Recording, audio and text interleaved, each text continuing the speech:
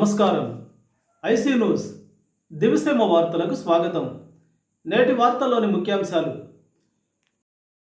వరదల్లో విజయనగరం, ఏఎస్ఆర్ కాకినాడ, ఏలూరు, పశ్చిమ గోదావరి, కృష్ణా, ఈ గుంటూరు, బాపట్ల, పల్నాడు, ఎన్టీఆర్ జిల్లాల్లో 38-24 తదుపరి వరద ముంపునకు గురైన ప్రాంతాల రైతులకు రుణాలు రీషెడ్యూల్ చేయడానికి పర్మిషన్ ఇవ్వడం జరిగింది. 50,000 లోపు మంజూరు చేయబడిన రుణాలపై ఇండియన్ స్టాంప్ యాక్ట్ ప్రకారం ఏదైతే ఫీజు చెల్లించాలో ఆ ఫీజుకి ఎగ్జంప్షన్ ఇవ్వడం జరిగిందని చెప్పేసి కూడా డ్యూటీ చెల్లి మరి రిజిస్ట్రేషన్ చట్టంకు లోబడి యూజర్ ఛార్జీలను మినహాయించడానికి మరియు రుణాలని రీషెడ్యూల్ చేయడానికి కొత్త రుణాల మంజూరు ఇప్పటికే ప్రభుత్వం జారీ చేయబడిన ఉత్తర్వులు GOMS నంబర్ 235 రాటిఫై చేస్తూ మంత్రి మండలి ఆమోదం తెలిపింది. ఈ ఉత్తర్వులు 31/3/2025 వరకు అమల్లో ఉండే విధంగా చేసిన ప్రతిపాదనకు మంత్రి మండలి ఆమోదం తెలిపింది. అంటే మొన్న నష్టపోయిన రైతులు రుణాలు రీషెడ్యూల్ చేసుకుంటానికి లేదా కొత్త రుణాలు తీసుకోవడానికి స్టాంప్ డ్యూటీ కట్టాల్సిన అవసరం ఉంటుంది. ఆ స్టాంప్ డ్యూటీ నుంచి మినహాయింపు చేయడం జరిగిందని చెప్పేసి మనం చేస్తాం. అదేవిధంగా 24-25